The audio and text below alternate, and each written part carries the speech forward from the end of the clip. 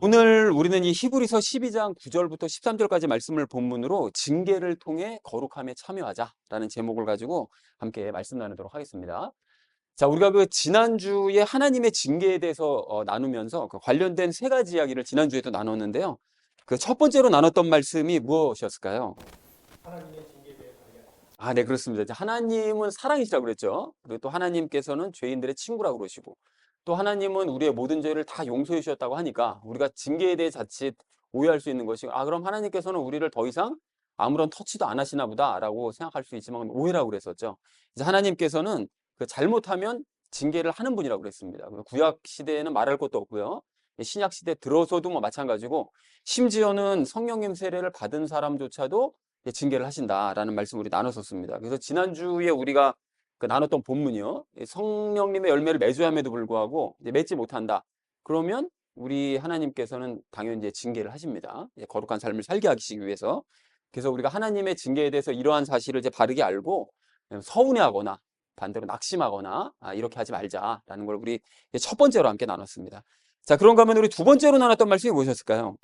감사하자. 네, 그렇습니다. 그 징계에 대해서 우리가 이제 감사를 해야 되는데, 그 뭐 낙심하거나 이럴 것이 아니라 도리어 감사를 해야 되는데, 감사해야 될 이유를 지난주에 세 가지 나눴었죠. 그래서 하나님의 사랑을 확인할 수 있음에 감사하자. 이제 하나님께서는 우리를 사랑하시기 때문에 징계하시는 것입니다. 왜냐하면 그 징계가 우리를 거룩하게 만드시기 위함이잖아요. 그러니까 결국 그것 때문에 우리를 징계하신다는 것은 역으로 생각해 보면 사랑하지 않으면 그렇게 징계하실 리가 없죠. 거룩한 모습을 만드실 리가 없으니까요. 그러니까 내가 징계를 받는다면 하나님의 사랑을 받고 있구나라는 사실을 확인하면서 감사를 해야 된다고 그랬고요. 그리고 또 하나 우리가 감사해야 될 이유가 우리가 하나님의 자녀임을 확인하는 시간이 될 수 있다고 그랬습니다. 하나님의 자녀가 아니면 하나님께서는 징계를 아예 하지 않으십니다. 그래서 그 예를 들어서 우리가 사울을 예를 들었었잖아요. 그러니까 사울 같은 사람은 하나님의 자녀가 아니기 때문에 하나님께서 아무리 잘못해도 징계를 하지 않고 그냥 내버려 두세요. 그러니까 징계가 없는 것에 감사할 것이 아니라 도리어 우리가 징계를 받으면 하나님의 자녀구나라는 사실을 확인하면서 우리가 감사해야 된다고 그랬었죠. 그리고 마지막으로 우리가 감사해야 될 것이, 징계를 견뎌내면 그 순간이 참 싫긴 하지만 그걸 견뎌내면 하나님께서는 비로소 우리가 하나님의 자녀다라는 것을 인정해 주시면서 우리를 그에 맞게 대우해 주신다고 그랬습니다. 그래서 징계의 과정을 통과하고 나면 굉장히 영적으로 많이 이제 성숙하게 되고 또 영적으로 굉장히 많이 복을 누리게 된다고 그랬었죠. 그러니까 우리가 그 모든 것들을 확인했을 때 이 많은 것을 받을 수 있다는 사실에 우리가 감사를 해야 된다라는 사실을 이제 확인을 했습니다. 자, 그런가 하면 마지막 세 번째로 나눴던 말씀이 무엇이었을까요?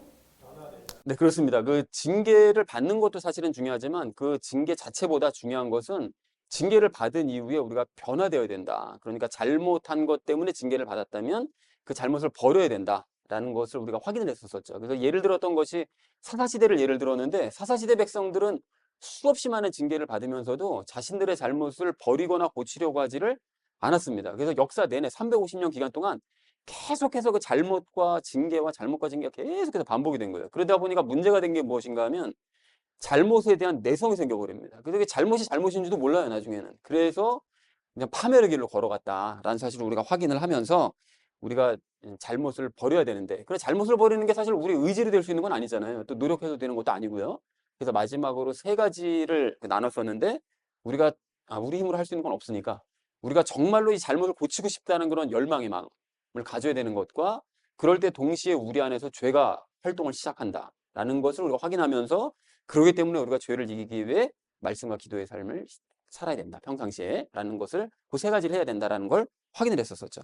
자, 그래서 사랑하는 우리 나눔 믿는 교회 성도님들 모두는 하나님의 징계에 대해서 바른 개념을 가지시고, 하나님의 징계를 혹시 받게 되더라도 여러분 감사하시기 바랍니다. 그게 빨리 징계에서 벗어날 수 있는 길인 거죠.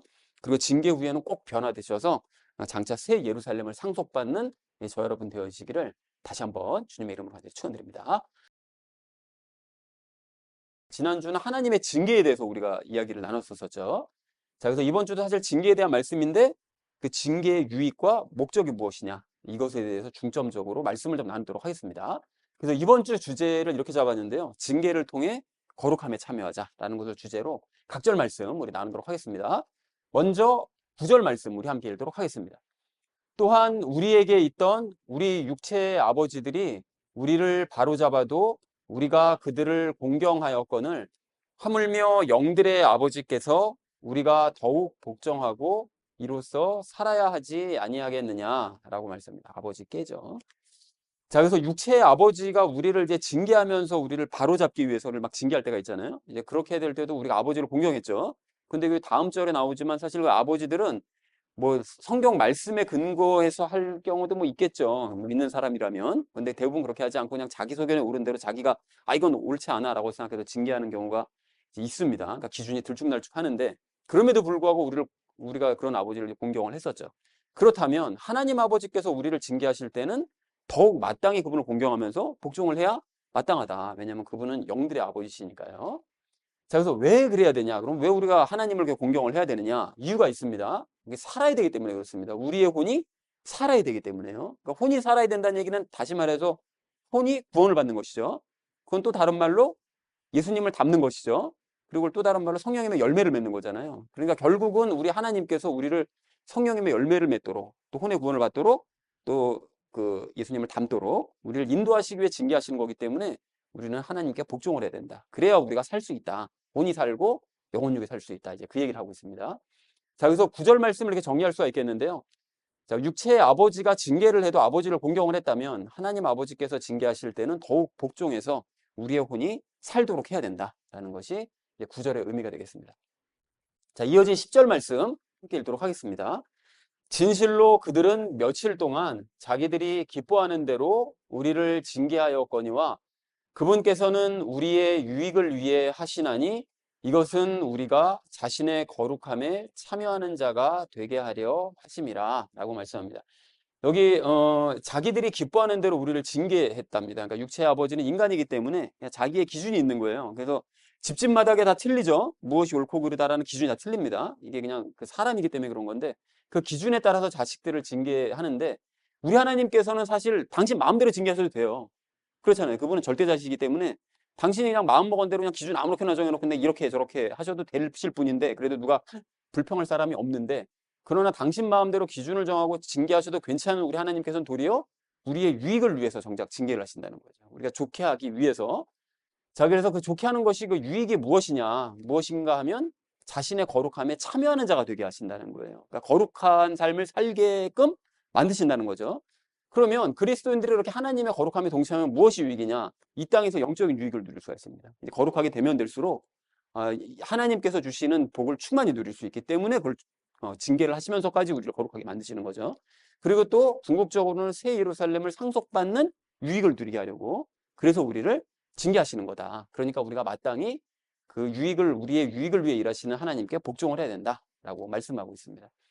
자, 그래서 10절을 이렇게 정리할 수가 있겠는데요. 육체의 아버지는 자기들 마음대로 우리를 징계했지만 하나님께서는 우리가 하나님의 거룩함에 동참해서 그에 따르는 유익을 누리게 하시려고 우리를 징계하시는 것이다. 그러니까 우리가 마땅히 그분께 복종하고 그분을 공경하자라는 것이 9절, 10절 내용이 되겠습니다. 자, 이어진 11절 말씀 함께 읽도록 하겠습니다. 이제 어떤 징계도 그 당시에는 기쁘게 보이지 아니하고 슬프게 보이나 그럼에도 불구하고 나중에는 그것으로 말미암아 단련된 자들에게 그것이 의의 화평의 열매를 맺느니라 라고 말씀합니다. 자, 그래서 징계를 받을 때 하나님께서 우리의 유익을 위해서 징계를 하긴 하시지만 그렇지만 사실은 징계 자체가 좋지는 않잖아요. 그죠? 징계를 좋아하는 사람은 아무도 없습니다. 자, 그래서 자, 하나님께서 우리의 유익을 위해 징계를 하실지라도 그 징계를 받는 동안은 그 징계 자체는 전혀 기쁘지 않고 도리어 슬프다는 거예요. 사실 힘들죠. 쉽지 않기 때문에. 그래서 슬프긴 한데 그럼에도 불구하고 그것 때문에 우리가 결정적으로 열매를 맺을 수 있다는 거예요. 그래서 이게 아니 그렇게 징계를 참고 징계가 슬픈 그 징계를 참고 우리가 이렇게 참아낸 결과가 겨우 열매란 말이냐라고 생각하면 그 사람은 그리스도인이 아닙니다. 이게 그러니까 열매라는 게 너무 중요하기 때문에 바울이 그 결론적으로 이런 기쁜 일을 우리가 얻을 수 있는 거야 라고 얘기하는 거예요. 열매가 쉬운 게 아니기 때문에 그러니까 그 어려운 과정을 통해서 열매를 맺은 이게 얼마나 기쁜 일이 아니냐라고 이제 바울이 설득을 하는 거죠. 자, 그래서 그러나 여러 번의 징계로 인해서 단련이 되면 그 징계를 계속 반복해서 받아서 단련이 되면 하나님과 화평해질 수 있는 열매를 맺을 수 있다는 거죠. 그것이 곧 의의 열매예요. 하나님께서 옳다고 하시는 그런 화평의 열매를 하나님과 친해질 수 있는 열매를 맺을 수 있다라고 말씀을 하고 있습니다. 자, 그래서 11절 말씀을 이렇게 정리할 수가 있겠는데요. 우리의 유익을 위한 징계라 할지라도 징계를 받는 동안은 전혀 기쁘지 않고 도리어 이제 슬프다. 하지만 그러한 징계들 때문에 단련이 되면 하나님과 화평해지는 열매를 맺을 수 있다. 하나님과 친해질 수 있다면 이게 얼마나 징계조차도 우리는 견뎌내야 된다라는 것을 말씀하고 있습니다. 자, 이어진 12절 말씀 함께 읽도록 하겠습니다. 그러므로 늘어진 손과 연약한 무릎을 일으켜 세우고 라고 말씀하죠. 이게 이제 징계를 받을 때 우리의 모습이죠. 그냥 세상 다 무너진 것처럼 힘이 하나도 없고 막 이렇게 되잖아요. 뭐 저부터도 그렇고 다. 늘어진 손과 연약한 무릎. 그래서 자꾸 주저앉고요. 그러니까 징계 때문에 낙심돼서 자꾸 힘이 빠진 이런 상태를 이제 뜻하고 있습니다. 그래서 그걸 일으켜 세우라는 거예요. 그러니까 이 징계의 목적은 분명하다. 우리가 거룩하게 되기를 소망하시기 때문에 이걸 주시는 것이기 때문에 그것이 뭐 다른 뜻이 없다. 그러니까 너희는 힘을 내어라는 거죠. 인생 목표인 열매. 이거 열매 맺으면 세율의 산에 가는 거잖아요. 그러니까 우리의 유익을 위한 것이기 때문에 그걸 생각하면서 힘을 내자. 그러니까 뭐 낙심하거나 괴로워하지 말자라고 얘기하는 것이죠. 그래서 12절을 이렇게 정리할 수 있겠는데요. 그러니 늘어진 손과 연약한 무릎을 이렇게 세워라 라는 것이 12절의 의미가 되겠습니다. 자, 마지막 13절 말씀 우리 함께 읽도록 하겠습니다. 너희 발을 위해 곧은 행로들을 만들지니 이것은 저는 것이 길에서 벗어나지 아니하고 고침을 받게 하려 함이라 라고 말씀합니다. 자, 너희 발을 위해 곧은 행로들을 만들어라 라는 것은 그 길을 똑바로 가라는 얘기죠. 그죠? 이제 이걸 약간 좀 비유적으로 말씀을 했는데 발을 위해서 곧은 행로를 만들라는 것은 징계를 받을 때 그 올바른 길을 걸어가라는 거예요. 징계받을 때 그냥 여전히 징계를 받으면서도 사사시대 백성들처럼 잘못을 안 고치고 그냥 가고 싶은 대로 가지 말고 아, 징계를 받을 때는 내가 이 길이 똑바른 길이구나 싶으면 그 길을 걸어가라는 것이죠. 바른 길을 걸으라고. 자, 여기서 저는 것이라고 얘기했는데 저는 것은 저는 발을 의미합니다. 발을 저는 거예요. 장애가 있어서. 그래서 거룩하지 못한 삶을 사는 상태예요. 그러니까 부정한 삶을 사는 상태. 그게 이제 다리를 저는 것에 이제 비유를 한 거예요. 그리고 다리를 저는 사람들이 아무래도 똑바른 길을 걷고 싶어도 그 길을 걷지 못하고 자꾸 곁길로 갈 수 있기 때문에 그 상황을 비유해서 얘기를 하는 것이죠. 자, 길에서 벗어나지 아니하고 즉 목표를 향한 우리 목표는 분명하잖아요. 새 예루살렘을 향한 길 그리고 새 예루살렘을 가기 위해서 먼저 거룩한 열매를 맺는 삶을 살아야 되는 게 우리 삶의 목표인데 그거를 가지 못하고 자꾸 거룩하지 못해서 곁길로만 가게 된다면 이렇게 저는 발을 그래서 길에서 벗어나지 않고 똑바른 길을 가게 하기 위해서 그 저는 발을 고침받게 하기 위해서 우리를 징계하시는 것이니까 너는 똑바른 길을 걸어라 라고 얘기하시는 것이죠. 그래서 저는 것이 길에서 벗어나지 아니하고 고침을 받게 한다는 이 말씀은 거룩하지 못한 삶을 사는 너희가 새 예루살렘이라는 목표를 벗어나지 않고 열매 맺는 그 거룩한 삶을 살게 하시기 위해서 징계를 하시는 것이므로 너희는 이 징계를 받을 때 고든 행로, 똑바른 길을 걸어라 라는 것이 13절의 의미가 되겠습니다. 자, 13절을 이렇게 정리할 수 있겠는데요. 징계를 받을 때 올바른 길을 걸어라. 이것은 거룩하지 못한 삶을 사는 너희가 목표를 벗어나지 않고 열매 맺는 삶을 살게 하시려는 그 이유다. 그 목적이다. 라는 것을 너희가 기억해라. 라는 것이 13절 의미가 되겠습니다. 자, 그래서 오늘 본문 말씀을 이렇게 정리해 볼 수가 있겠는데요. 육체의 아버지가 우리를 징계하며 바로잡아도 우리가 아버지를 공경했다면 하나님 아버지께서 징계하실 때는 더욱 복종하면서 함으로써 우리의 혼이 살아나야 된다. 그래서 육체의 아버지는 자기 기준에 따라서 징계를 마음대로 했지만 하나님 아버지께서는 분명히 목적이 분명하다. 우리가 하나님의 거룩함에 참여하는 유익을 누리게 하시려고 우리를 징계하시는 것뿐이다. 자, 그러니까 좋은 의미의 징계라도 받는 순간에는 비록 슬프긴 하지만 징계의 단련이 되면 열매 맺을 수 있다. 열매 맺는 자리로 나아갈 수 있으니 늘어진 손과 연약한 무릎을 일으켜 세우고 바른 길을 걷도록 해라. 그러면 거룩하지 않은 삶을 살던 너희가 목표를 벗어나지 않고 거룩한 삶을 사는 사람이 될 수 있을 것이다. 그것이 우리의 이제 삶의 목표인 거죠. 라는 것이 이제 오늘 본문 전체의 내용이 되겠습니다. 자, 그래서 우리가 이 하나님의 징계와 관련해서 오늘도 이제 세 가지 이야기를 나누려고 하는데요. 먼저 첫 번째는 거룩한 삶에 대해서요. 특별히 그 생명책에 대해서 우리가 오늘 정리를 해보는 시간을 가지겠고요. 두 번째는 생명의 유익에 대해서, 그리고 마지막 세 번째는 징계의 목적이, 두 번째는 징계의 유익에 대해서, 세 번째는 징계의 목적에 대해서 말씀 나누도록 하겠습니다. 그래서 오늘의 결론이요.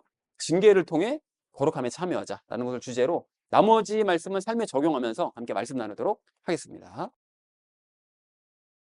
징계를 통해 거룩함에 참여해야 될 우리가 오늘 첫 번째로 함께 나눌 말씀은 거룩한 삶은 선택이 아닌 의무임을 알자라는 것입니다. 여러분 오늘 그 9절, 10절 말씀을 좀 다시 보십시오. 이렇게 보시면 이게 뭐라고 하시죠? 육신의 아버지가 자기 소견에 오른 대로 우리를 징계해도 우리가 아버지를 공경했다. 그렇다면 하나님께서는 우리의 유익을 위해서, 즉 우리가 거룩한 삶을 살게 하시려는 것을 그 목적으로 우리를 징계하시는 것이기 때문에 더욱 그분께 복종해야, 그리고 그분을 공경해야 마땅하다라고 이제 말씀을 하죠. 그리고 무엇보다 여러분 9절 마지막 부분을 보시면 하나님께서는 우리를 살리시기 위해서 우리를 징계하신대요. 그러니까 즉 우리의 혼을 살리시고 더 나아가서 우리의 영혼육을 영원히 살게 하시기 위해서 그래서 우리를 징계하신다는 거죠. 그러니까 거룩해지게 하는 이런 징계에 우리는 감사해야 된다는 거예요. 도리어 우리를 이제 좋은 곳으로 보내주시기 위해서 하시는 거니까. 자, 그런데 우리의 영혼육이 그렇게 이제 영원히 살기 위해서 우리가 마지막으로 통과해야 되는 관문이 있거든요. 그 관문이 무엇이냐 하면 그게 바로 최후의 심판입니다. 그러니까 최후의 심판을 통과하는 사람만이 영혼육이 영원히 살 수 있는 것이지, 최후의 심판을 통과하지 못하는 사람은 영원 못 사는 거예요. 그냥 불못에 들어가서 사는 거죠. 자, 그런데 그 최후의 심판 때 그러면 하나님께서는 무엇을 보고 우리를 심판하시느냐? 뭘 보고 심판하신다고 그랬죠? 열매 보고 심판하시죠. 그래서 열매 보고 심판하시는데, 그러니까 우리가 더더욱 그 열매가 너무 중요하므로 이 징계를 통해서 우리에게 열매를 맺게 하시는 것은 우리에게 이제 거저 주시는, 어떻게 보면 좀 약간 안 좋긴 하지만 선물일 수 있다는 거예요. 그 열매를 주시는 거니까. 그러니까 어쨌든 우리가 기뻐야 된다는 거예요. 그리고 우리가 맺은 그 열매가 어디에 기록이 되어 있느냐? 뭐 하나님께서 그거 다 기억하시겠어? 다 기억하시죠? 그게 어디 기록까지 해놓으시면 기억하고 계십니다. 그게 어디 기록되죠? 생명책에 기록됩니다. 낱낱이 기록되는 거예요. 우리의 지금 행실이 하루하루 살아가는 그런 모든 삶이 생명책에 낱낱이 다 기록이 되고 있습니다. 빠짐없이요. 그래서 그런 의미에서 제가 언젠가 말씀드렸던 이 생명책에 대해서 이 시간 좀 다시 나누면서 오늘 확실하게 좀 정리를 좀 해놨으면 좋겠는데요. 먼저 그 마지막 심판 때의 풍경에 대해서 기록한 그 요한계시록 20장 12절 말씀은 이렇게 되어 있는데 여러분 들어보십시오. 죽은 자들이 작은 자나 큰 자나 할 것 없이 하나님 앞에 서 있는데 책들이 펴져 있고 또 다른 책이 펴져 있었으니 곧 생명책이라. 죽은 자들이 자기 행위들에 따라 책들에 기록된 그것들에 근거하여 심판을 받았더라. 이렇게 말씀하세요. 그러니까 이 말씀에서 우리가 일단 뭘 알 수 있는가 하면, 마지막 심판을 받을 때는 하나님 앞에 책이 두 가지 종류의 책이 펼쳐지는데, 책들, 그러니까 성경책이 펼쳐지고요. 그리고 또 하나는 생명책이 펼쳐집니다. 그러니까 성경은 내용이 전적으로 요약하자면 하나님이 행하신 일을 기록한 게 성경책이죠. 생명책은 각 개인이 행한 일을 기록한 책이 생명책입니다. 둘이 구별이 되시죠? 명확하게. 그렇게 두 가지 분명한 특징이 있어요. 그런데 하나님께서는 당신의 행동이 기록되어져 있는 이 성경책과 각 개인의 행동이 기록된 이 생명책을 그러니까 비교하시는 거예요, 마지막 날. 단순 비교를 하시면서 이 두 가지를 비교해서 이 사람이 내가 행한 행동과 얼마나 비슷한 행동, 닮은 행동을 하며 살아왔는가. 아주 비교가 너무 명확해지겠죠. 그 행동을 보시고 평가를 내리시고 너는 구원받았다, 너는 지옥으로 불못으로 가야 된다. 이거를 명확하게 가르치고 심판하신다는 거예요. 그러니까 거기서 뭐 변명을 할 수가 없어요. 나는 뭐 이렇게 했어요. 변명할 수가 없어요. 왜냐하면 다 기록되어 있는 대로 그냥 그대로 보고 판단하시는 거니까요. 그러니까 변명을 할 수가 없습니다. 자, 그래서 지금 이 시간에 우리가 우리의 운명을 결정할 이 생명책에 대해서 좀 정확하게 좀 알아보려고 하는데요. 이 생명책에 대해서 언급한 이 성경 구절들을 정리를 해보면 이게 관련된 원리들을 정리해보면 총 4가지로 딱 정리가 될 수가 있습니다. 그래서 그 4가지를 말씀드리려고 하는데요. 생명책에 이름이 아예 기록되지 않은 사람은 구원을 받지 못합니다. 이것이 요한계시록 13장 8절, 17장 8절에서 암시가 되어져 있고요. 20장 15절에서 명확하게 말씀하세요. 생명책에 이름이 기록되지 않은 사람은 구원을 받을 수 없다라고 명확하게 기록하고 계십니다. 그리고 두 번째 원리는 뭐냐면, 생명책에 이름이 기록된 사람이라 할지라도 그 행실을 성경과 비교를 해봤어요. 아까 전에 그 책을 비교하신다고 그랬죠. 성경과 비교를 해봤을 때 나쁜 행실이 기록된 사람들은 구원받지를 못합니다. 이것에 대해서 얘기한 게 요한계시록 20장 12절, 아까 읽어드렸던 거예요. 그 생명책에 기록된 대로 평가를 받는다라고 말씀하신, 그러니까 나쁘게 행실이 기록됐으면 그 사람은 구원 못 받는 거예요. 자, 그리고 세 번째 원리는 생명책에 이름이 기록돼 있을지라도 그 이름이 지워질 수가 있습니다. 그래서 이게 출애굽기 32장 33절에서도 기록되어져 있고요. 요한계시록 22장 19절에도 기록되어져 있고요. 이름이 지워진다, 지우겠다 이렇게 말씀하시고요. 근데 이거는 좀 조심하실 게 뭐냐면 구원 취소가 아닙니다. 구원 취소와는 달라요. 이것에 대해서 잠시 후에 설명을 드리겠습니다. 그리고 마지막 4번째 원리는 생명책에 이름이 기록된 사람들 중에 그 행실이 성경과 비교를 했을 때 행실이 선한 사람들, 거룩한 행실이 기록되어 있는 사람들만 구원을 받는 것입니다. 이것에 대해서 기록되어 있는 게 아까 전에 똑같이 20장 12절이에요. 그러니까 기록되어 있는 거대로 심판받는다 이렇게 말씀하시니까 총 4가지 이렇게 원리로 정리를, 그러니까 구약 성경서부터 신약 성경에 있는 모든 생명책에 대한 그 내용을 정리를 하면 딱 4가지로 정리가 될 수 있다는 거예요. 자, 그런데 이런 분류가 정확하게 마음에 와닿지 않으실 수 있기 때문에 각각에 해당되는 그런 사람들이 누구인지에 대해서 제가 구체적으로 좀 말씀을 드리려고 하는데요. 첫 번째로 생명책에 아예 이름이 기록되지 않는 사람들은 어떤 부류의 사람들이냐? 하나님도 안 믿고 예수님도 안 믿는 사람. 하나님도 거부하고 예수님도 아예 거부하는 이런 사람. 제가 두 분을 말씀드린 거에 주목할 필요가 있습니다. 하나님과 예수님 똑같은 분 아닌가가 아니에요. 하나님과 예수님 두 분 다 거부하는 사람들은 생명책에 아예 이름이 기록되지 않습니다. 이런 사람들은 그러니까 당연히 구원받지 못합니다.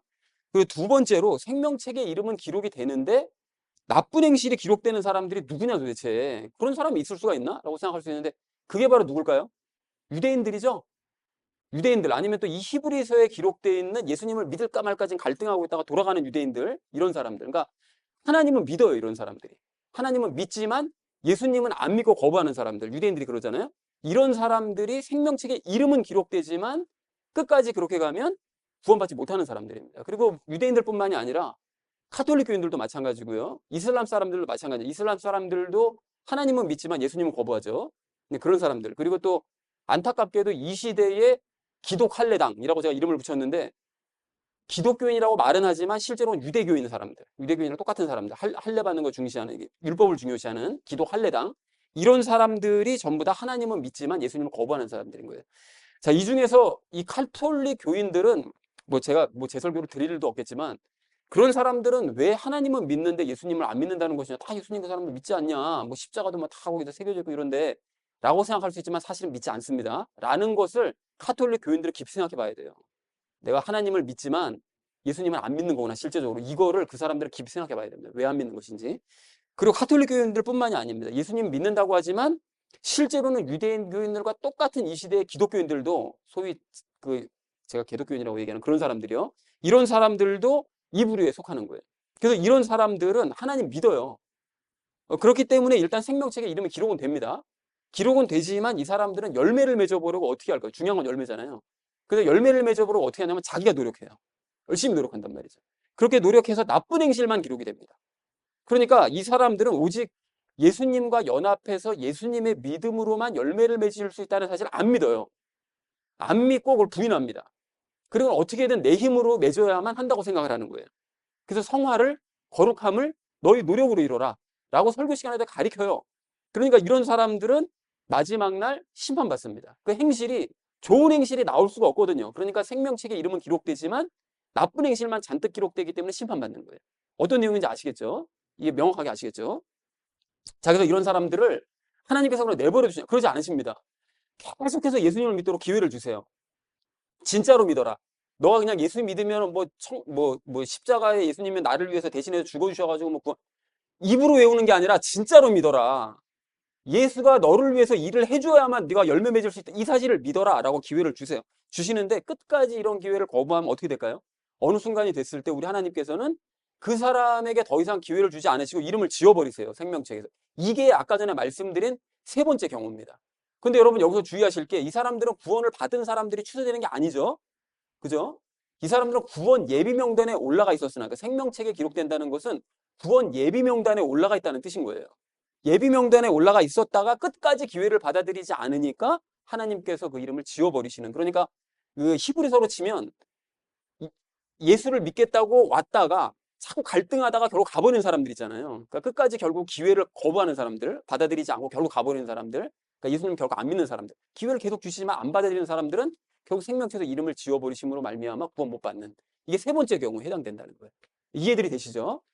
자, 그리고 마지막으로 네 번째는 하나님과 예수님을 적극적으로 믿는 그리스도인들입니다. 그러니까 이 사람들은 생명책에 이름이 기록이 되었을 뿐만이 아니라 예수님을 의지하고 예수님의 믿음으로 늘 행하기 때문에 그 행실이 선행이 기록될 수밖에 없어요. 왜냐하면 그렇잖아요. 예수님의 믿음으로 예수님께서 대신 행해 주셔서 행하는 거니까 그게 나쁜 행실이 기록될 수가 없잖아요. 그러니까 그 생명책에 선한 행실만 기록이 됩니다. 그러니까 이런 사람들은 당연히 그 삶의 모습도 예수님을 닮아요. 그죠? 예수님을 닮기 때문에 하나님께서 마지막 심판 때 성경과 딱 비교해 보면 너는 내가 행한 행실과 너의 행실을 비교해 보니 똑같은 거예요. 왜냐하면 닮을 수밖에 없잖아요. 예수님의 힘으로만 했으니까.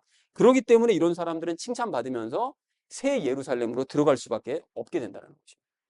정리가 되셨죠? 이 네 가지가 어떤 사람이고 어떤 경우에 해당된다라는 게 명확하게 머리에 남으셨을 줄로 또 가슴에 받아지셨을 줄로 믿습니다. 자, 그런데 이렇게 정리를 하고 나니까 우리가 분명하게 알 수 있는 게 무엇인가 하면 이게 심판의 기준, 구원의 기준이라는 것은 이게 거룩한 삶, 열매를 맺는 삶이로구나. 이게 너무 중요하구나라는 게 더더욱 확실해진 거예요. 열매가 너무 중요하다는 거죠. 자, 그러니까 거룩한 삶을 사는 것은, 즉 열매 맺는 삶을 사는 것은 선택사항이 아니라 뭐라고요? 의무라고요. 의무. 의무에 가깝다는 거예요. 이걸 하지 않으면 구원은 없어요. 그러니까 이게 내가 해도 그만, 내가 예수 믿고 구원받았는데 그 이후로 거룩한 삶을 사는 것은 내가 해도 그만 안 해도 그만, 이런 삶이 아니라, 그런 사람들은 생명책에서 이름이 지어질 사람들인 거예요. 또는 생명책에 이름이 기록되었지만 안 받아들이는 거죠. 기회를 안 받아들이는 사람들인 거라는 거예요. 그러니까 반드시 이것은 의무적으로 행해야만 나중에 심판받을 때 구원받을 수 있는 이런 사람이라는 것이죠. 자, 그러니까 우리가 이거란 사실을 알았다면 반드시 그거를 마음에 담고 거룩한 삶을 살아야 되는데, 이런 삶이 저절로 사라지냐? 안 됩니다. 왜 안 된다고 그러죠? 우리 안에 있는 죄 때문에 안 되는 거예요. 이게 저절로 되어지지 않는 거예요. 지난주에도 말씀드렸잖아요. 가지에 붙어 있다고 해서 저절로 맺어지는 건 아니다. 그렇기 때문에 우리 하나님께서는 우리를 징계를 하셔서라도 어떻게 하신다고요? 죄를 이겨내게 하시고 거룩한 열매를 맺도록 우리를 미시는 거예요. 자꾸 우리를 갖다 인도하시는 거죠. 열매를 맺게 하시기 위해서. 그러니까 우리의 혼을 살리시고 나아가서 영혼육을 영원히 살리시기 위해서 우리를 징계하신다는 것입니다. 그러니까 사랑하는 우리 나눔 있는 교회 성도님들 모두는 이 모든 사실들을, 오늘 나눴던 얘기들을 잘 기억하시고 마음에 담아두시기 바랍니다. 정리를 잘 해두시기 바랍니다. 그리고 더 이상 징계를 그러니까 피하려고만 하지 마시고, 징계를 받을 때 믿음으로 내가 거룩한 삶을 이루어야 되겠구나. 이게 도리어 기회구나. 내가 하나님께 징계를 받는다고 생각할 때 내가 이 거룩한 삶을 열매를 맺을 수 있는 기회로구나 라고 생각하시기 바랍니다. 그렇게 하셔서 생명책의 선한 행실이 그럴 때 기록이 되어지는 거예요. 내 비록 힘들지만 그럴 때 기록이 되어집니다. 선한 행실이. 그렇게 기록되고, 그래서 마지막 날 하나님께 심판 때 하나님께 칭찬을 받으시고 새 예루살렘으로 들어가는 저와 여러분 되어지기를 주님의 이름으로 간절히 축원을 드립니다. 징계를 통해 거룩함에 참여해야 될 우리가 오늘 두 번째로 나눌 말씀은 징계의 유익을 알자는 것입니다. 여러분, 지난주에도 제가 이게 비슷한 말씀을 나눴었잖아요. 그러니까 징계를 두려워만 하지 말고 감사해야 된다. 이제 이런 말씀을 드렸는데, 그 징계에 대해서 우리가 막연히 거부감만 가질 것이 아니라 징계에도 유익이 있다라는 사실을 우리가 좀 확인을 하자는 것입니다. 그래서 아닌 게 아니라 오늘 본문도 이렇게 잘 보시면 징계의 유익들을 찾아볼 수가 있는데요. 이제 먼저 첫 번째는 징계를 통해서 믿음이 커질 수 있다는 것입니다. 여러분, 그 몇 주 전에 제가 새 예루살렘이라는 인생 목표에 도달하기 위해서는 무엇이 있어야 된다고 그랬었죠? 열매가 있어야 된다고 그랬었죠. 그런데 그 얘기가 사실은 적용이 돼서 나눴던 말씀도 바로 그 얘기입니다. 그렇잖아요. 그러니까 열매 맺는 삶은 새 예루살렘에 들어가기 위해서 그냥 선택사항이 아니라 의무적으로 반드시 있어야 되는 것이다 라고 이제 말씀을 드린 것처럼 열매는 반드시 있어야 된다는 거예요. 자, 그런데 열매를 그럼 맺으려면 무엇을 가져야 되느냐? 우리가 뭘 가져야 되는 거죠? 당연히 믿음 가져야 되는 거죠. 자, 믿음을 가져야 되니까 결국 거룩함의 훈련, 열매 맺는 훈련은 다른 말로 얘기하면 무슨 훈련이죠? 믿음의 훈련입니다. 그게. 거룩함과 열매 맺는 삶을 살기 위해서는 믿음의 훈련을 하는 거예요, 결국은.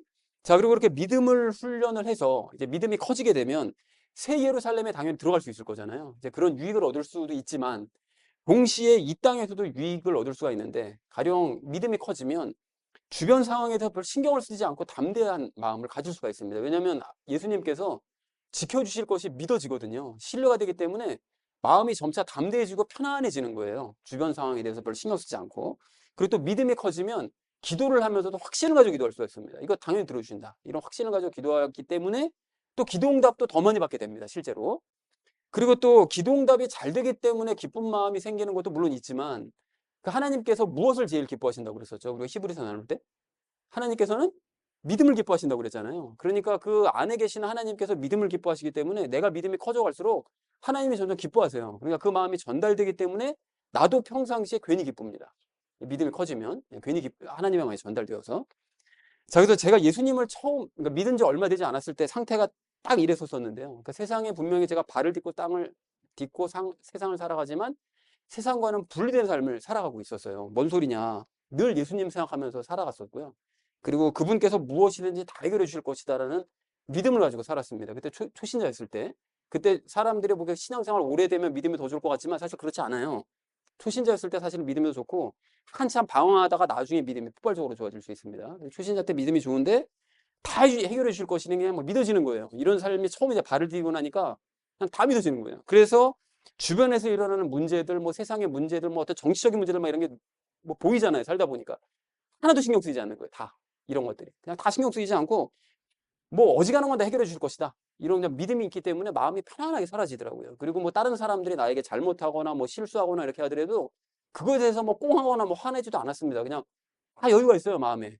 뭐 하나님께서 이것도 예수님께서 다 문제 해결해 주실 거니까 문제될 게 없는 거예요, 그냥. 삶이 편안한 거죠.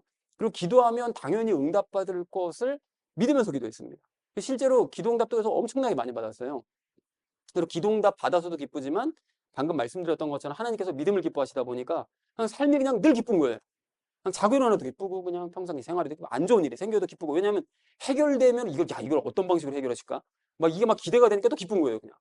이런 삶을 살았습니다. 그래서 지나고 나서 생각을 해보니 그때의 삶이 그리스도인으로서 가장 이상적인 삶을 살았다는 그런 생각이 드는데 그런데 이후로 어떤 삶을 살았는가 하면 육체에 남은 죄가 그 이후로 맹렬하게 이제 반격을 시작하는 거죠. 활동을 시작을 해가지고 그것과 제가 싸우고 그것과 이기는 방법을 찾지를 못했어요. 신앙서적을 봐도 뭐 성경을 봐도 방법을 못 찾아가지고 헤매느라고 10여 년 이상 제가 헤맸는데 뭐 지금까지 치면 더 많이 됐죠. 오랜 시간을 돌아왔는데 그리고 그동안 징계도 많이 받았는데요.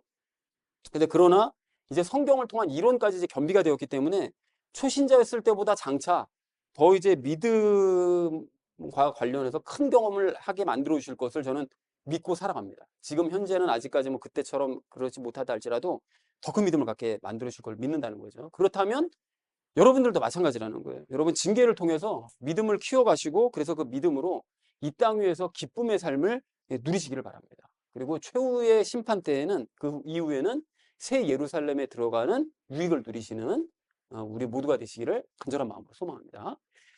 자, 그런가 하면 징계의 유익 그 두 번째는 단련이 되면 징계인 줄도 모르고 넘어갈 수 있는 유익을 누릴 수 있다는 거예요. 여러분 그 오늘 11절 말씀을 다시 보십시오. 이게 보시면 그 단련이라는 단어가 나오잖아요. 근데 단련의 그 사전적인 의미를 찾아봤더니 이렇게 말씀하십니다. 어떤 일을 여러 번 반복함으로써 견딜 수 있게 되거나 익숙하게 되는 거. 이게 비슷한 말로는 연단이 있대요. 우리가 연단이란 말을 신앙적으로 많이 쓰잖아요. 그게 반복해서 견딜 수 있게 되거나 또 익숙하게 되는 거. 그러니까 징계를 여러 번 받다 보면 단련이 된다는 거예요. 그게 자연스럽게. 그렇게 되면 고통을 견딜 수 있게 되고 그 고통이 익숙해질 수 있다는 거예요. 그러다 보니까 외부에서 보기에는 뭐 외부에서 보기에는 뭐 징계의 강도가 똑같은 것 같은데 또는 저 사람 더 심하게 막 어려움을 겪는 것 같은데 라고 보일지 모르겠지만 당사자는 본인은 익숙해지기 때문에 그렇게 느끼질 않는다는 거예요. 고통으로 느껴지지 않게 된다는 것이죠. 그래서 그 증거로 여러분 오늘 11절 말씀을 좀 다시 보십시오. 보시면 징계를 받으면 그 당시에는 슬프다 라고 말씀하시는 게 아니라 뭐라고 말씀하세요? 슬프게 보인다. 이렇게 말씀하세요. 그러니까 남들이 볼 때는 그리고 심지어 자기가 볼 때에도 이게 처음에는 이게 좀 힘들겠다, 슬퍼 보인다, 상황이 너무 좀 괴롭다 이렇게 보일지 모르겠지만 실제로 느끼는 강도는 그만큼 하는 강도는 아니라는 것이죠. 그렇다는 거예요. 그런 의미에서 제가 종종 말씀드리는 그 고린도후서 11장 23절부터 27절까지 말씀을 여러분 한번 들어보십시오. 매도 지나치게 맞고 감옥에도 더 자주 갇히고 여러 번 죽을 뻔하였으니 내가 유대인들로부터 40에서 하나 뺀 매를 5번 맞았으며 39대를 맞는 거를 5번씩이나 반복해서 했다는 거예요. 그리고 3번 몽둥이로 맞고 1번 돌로 맞고 3번 파선을 당하여 한밤과 한낮을 기품 속에 있었으며 자주 여행하면서 물들의 위험과 강도들의 위험과 내 동포로 인한 위험과 이교도들로 인한 위험과 도시에서의 위험과 광야에서의 위험과 바다에서의 위험과 거짓 형제들 가운데서의 위험을 당하였고 또 지치고 아프고 여러 번 밤을 새우고 굶주리고 목마르고 여러 번 금식하고 추위를 당하고 헐벗었노라. 이게 바울이 당했던 고난이에요. 그러니까 이런 고난들이 먼저 번에도 말씀드렸던 것처럼 이게 그냥 괜히 당한 건 아닐 거고 바울도 뭐 사역을 하면서 교만해질 때도 있었을 것이고 막 여러 가지 안 좋은 모습들 막 이런 거 있었을 거잖아요. 그럴 때마다 이런 징계들을 통해서 깎여 나가는 거죠, 바울이. 그러면서 사역해 나간 거예요. 자, 그래서 여러분 이 중에서 우리는 저 같은 경우는 한 3개 정도만 당해도 이거 죽을 것처럼 힘들 것 같은데 바울은 이 많은 고난들을 어떻게 이걸 다 감당할 수 있었느냐?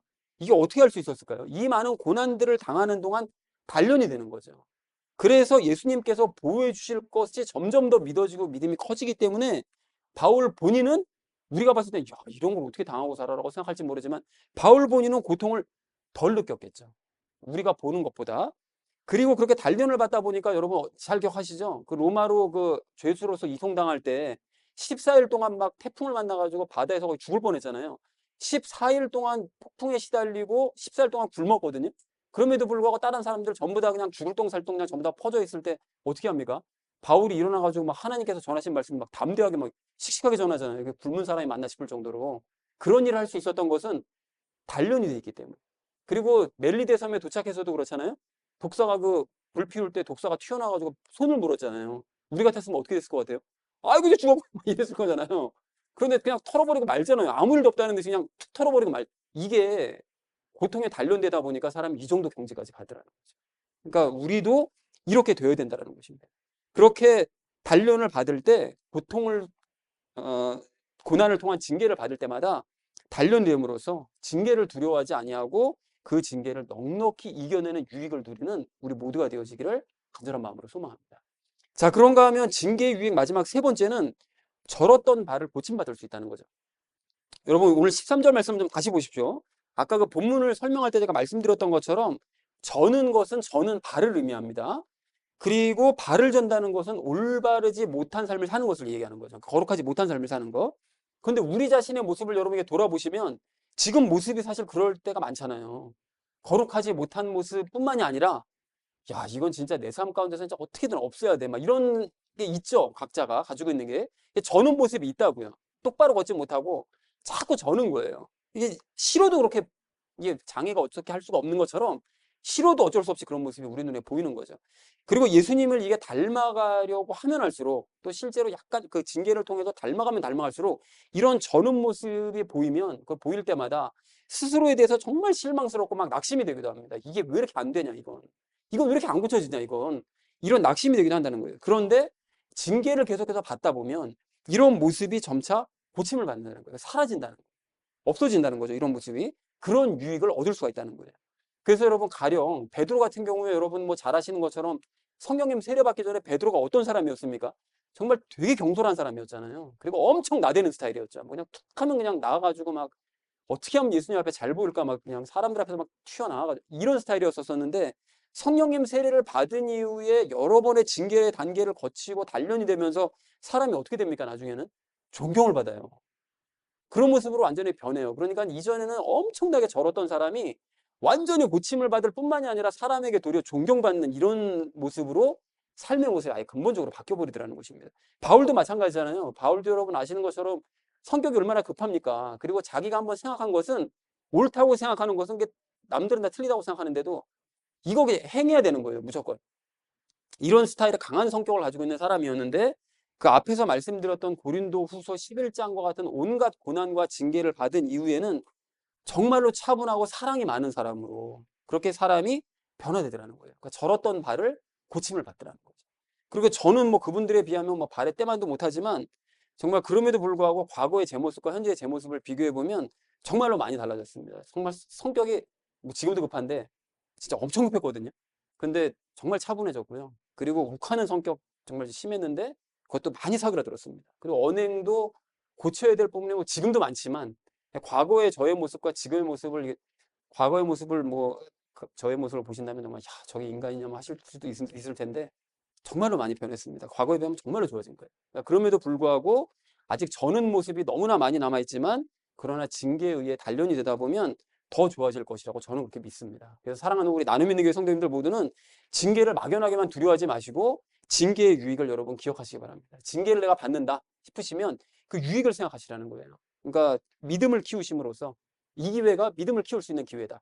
그래서 믿음을 키우셔서 이 땅에서도 기쁨을 누리는 삶을 살아가시고요.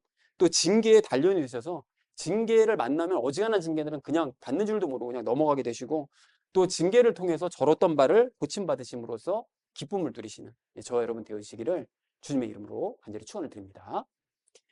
자, 징계를 통해서 거룩함에 참여해야 될 우리가 마지막 세 번째로 나눌 말씀은 징계의 목적을 알자는 것입니다. 여러분 그 징계를 좋아하는 사람은 아무도 없습니다. 사실 뭐 징계의 유익이 있건 뭐 어떻게 뭐 다 좋은데 징계 자체는 받고 싶지 않은 게 우리의 마음이라는 거예요. 이제 그렇다 보니까 종종 이제 이런 생각을 갖죠. 아, 징계 받으면 어떡하지? 아, 이러다가 하나님의 징계가 내게 오면 어떡하지? 이런 생각을 하면서 우리가 어떻게 되면 징계 자체에만 주목하게 되는 거예요. 그렇게 되면 징계를 당하기도 전에 막 두려워 떨죠. 그리고는 심지어 위축이 되어서 아무 일도 하지 못하는, 아, 이러다가 징계받으면 큰일인데, 그러니까 아무 일도 못하는 거예요. 그리고 이런 상태로 이제 실제로 징계를 만약에 받았다. 이렇게 되면 어떻게 됩니까? 지난주 말씀처럼 낙심하는 거죠. 그래서 오늘 12절 말씀을 보면 그런 상황에 대해 말씀하는 거예요. 늘어진 손과 연약한 무릎. 이게 징계를 받을 때의 우리의 모습이라는 거죠. 그래서 이러한 모습으로 우리가 지내지 않으려면 우리가 징계의 목적을 분명히 기억할 필요가 있다는 것입니다. 여러분, 하나님께서 우리를 왜 징계하신다고 그랬죠? 하나님께서는 우리를 괴롭히시기 위한 목적으로 우리를 징계하시는 게 아닙니다. 또는 하나님께서 막 잘못했다고 하면 화풀이 하시려고 징계를 하시는 게 아니에요. 아니면 우리의 뭐 기를 확 죽여 놓으시려고 징계하시느냐? 전혀 그런 게 아닙니다, 여러분. 하나님께서 우리를 징계하시는 이유가 뭐라고 그랬죠? 목적이 딱 하나예요. 뭐라고 말씀하시는가 하면 잘못된 모습을, 절었던 바를 고치고 궁극적으로는 예수님을 닮게 하시기 위해서, 거룩함에 참여하게 하시기 위해서 우리를 징계하신다는 거죠. 이 목적을 우리가 분명하게 알잖아요. 여러분, 그래서 10절 말씀을 보면 뭐라고 말씀하시죠? 우리가 하나님의 거룩함에 참여하는 자가 되게 하려고, 즉 거룩한 예수님을 닮은 삶을 사는 사람이 되게 하시려고 우리를 징계하신다고 말씀하시고, 11절도 반복되는 징계의 단련이 되고 나면 의의 화평한 열매를 맺을 수 있다. 그러니까 하나님께서 옳다 하시는 예수님을 닮는 열매를 맺게 하시기 위해서 우리를 징계하신다라고 분명하게 말씀하신다는 거죠. 자, 그러니까 이렇게 징계의 목적을 이제 분명하게 알았다면 우리가 이제 하나님의 목적에 맞게끔 예수님을 닮는 일에만 주목하면 됩니다.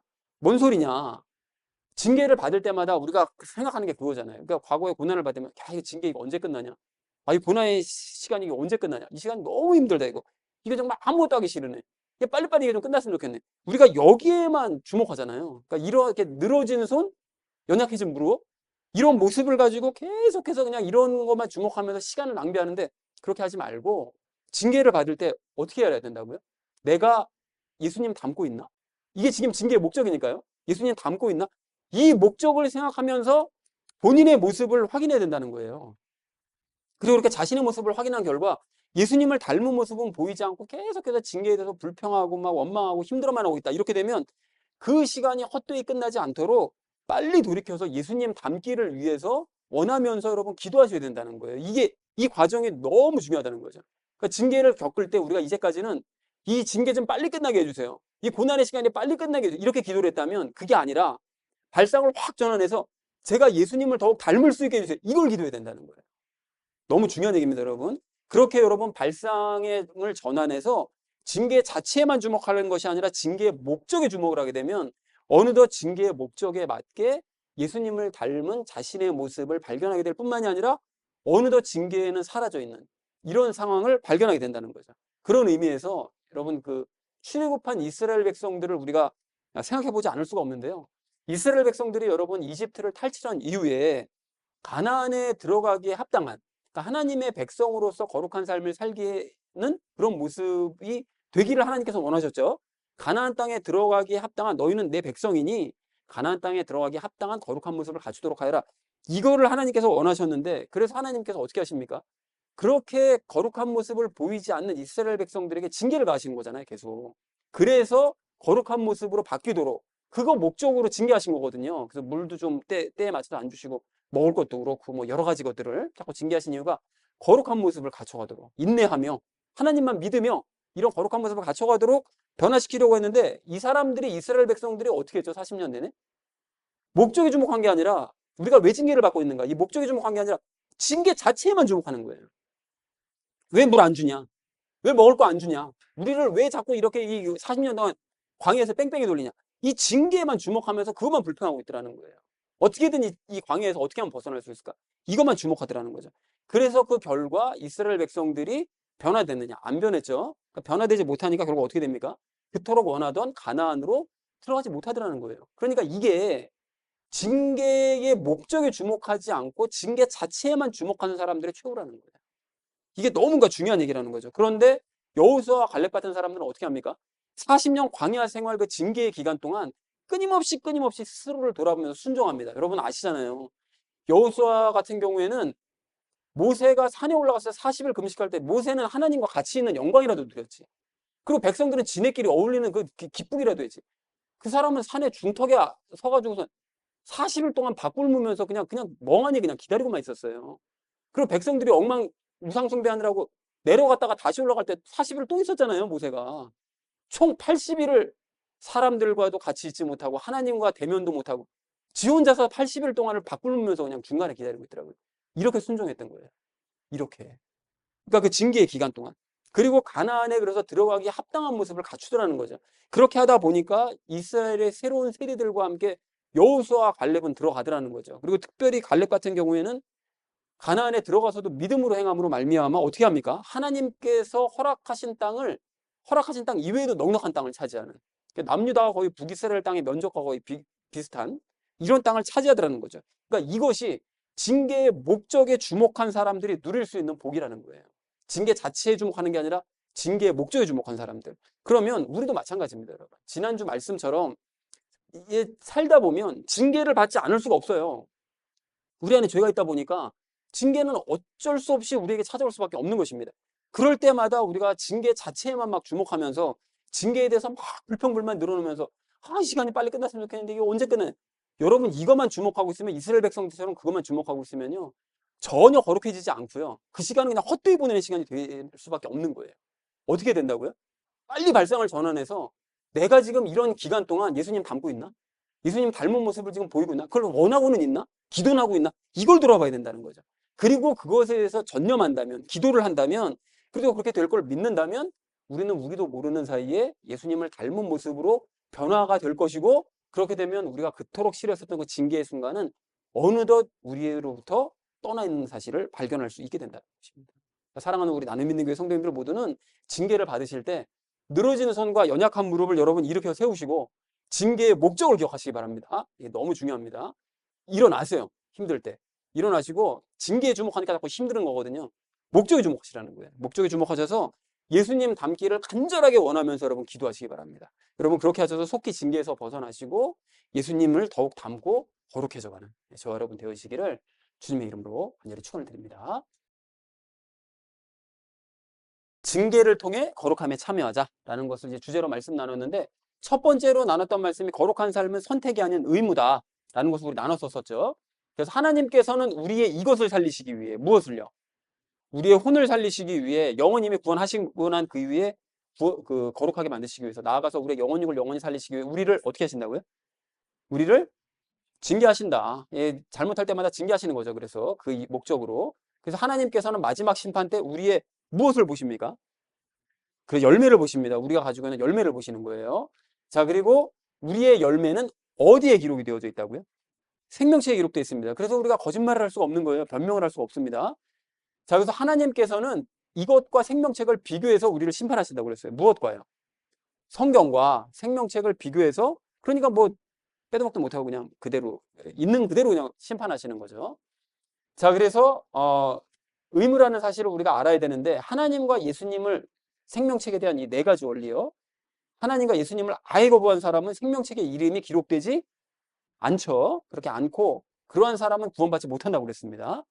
두 번째 원리는 하나님을 믿되 누구를 거부하는 사람은, 예수님을 거부하는 사람은 생명책에 이름은 기록이 되지만 어떤 행실만 기록이 된다고요.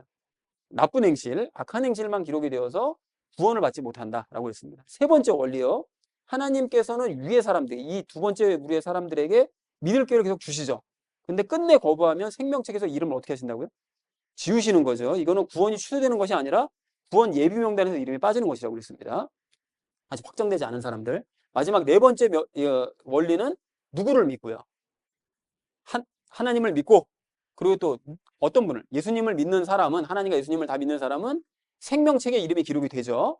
그리고 예수님의 무엇으로 행함으로써, 예수님의 믿음으로 행함으로써 그 생명책에 무엇이 기록이 되어서 구원받는다고요? 선행이, 그러니까 나쁜 행실이 아닌 선행이 기록되어서 구원을 받는다라고 정리할 수 있겠습니다. 여러분이 참고적으로 그 유대교, 이슬람교, 기독교는 어차피 한 뿌리 아닙니다. 왜 아니죠? 오늘 본문 말씀에는 분명히 하죠. 이슬람과 유대교는 하나님만 믿는 사람들인 거예요.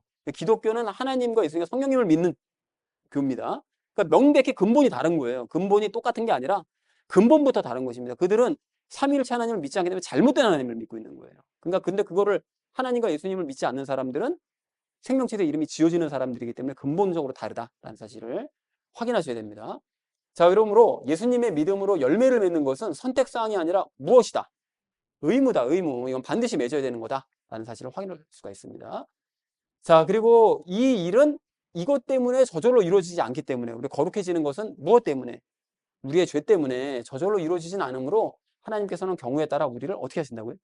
징계하신다. 이렇게 할 수밖에 없다라는 것이 우리 첫 번째로 나눴던 말씀이었습니다.